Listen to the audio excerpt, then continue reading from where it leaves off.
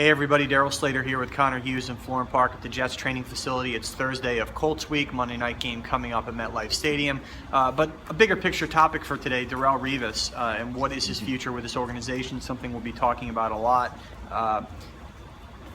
Look, the Jets are not going to be bringing Darrelle Revis back at a $15.3 million cap hit. So what do you think the most viable option is? It's going to be either they ask him to take, they're going to ask him to try to change his position, and they're probably going to, they're obviously going to ask him to take a pay cut because he's not going to be on this team at a $15 million cap hit. They're just not going to do it. So pretty much the two options that they're down to are you either ask him to change his position and take a pay cut, and if he does not agree to change his position and take a pay cut, then they're going to cut him. And then with the release, or if they were to get rid of Darrelle Revis, essentially what they then are brought down to, or where they are put themselves in a position, is where they will have to pay him $6 million to either not play football next year, not retire, but not play football for a team, or pay him $6 million minus whatever contract he signs with another team, which would unlikely be for anything more than $1 million because somebody's going to give him a vet minimum, so they don't have to pay him, what the Jets.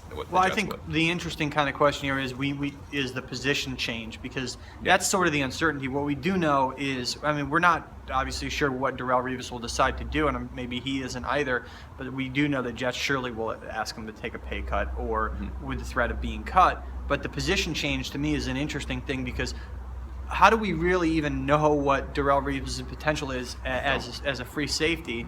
And the Jets would obviously result, the Jets would have to cut Marcus Gilchrist, which they could save some money doing that. He's their current free safety. So I just think that's a huge question mark too. He hasn't been a very good corner. What makes anyone believe that he would be a very good free safety next year at the age of 32? I guess it's a bit of history. You're banking on, and it's two completely different situations. But you're saying, oh, Charles Woodson did it, so maybe he could. Oh, Rod Woodson did it, maybe Revis can do it. And you look at what Revis has done in his career, and you say, okay, he's not fast enough, so now you could just move him back to free safety. So there's the thought there. But again, changing a position is a big thing, man. That's not like it's not just snap your fingers, oh, I'm a free safety. It's not Madden where it's that easy to do. It's a challenge, and it's going to be a challenge. And at 32 years old, is he going to be willing to do it?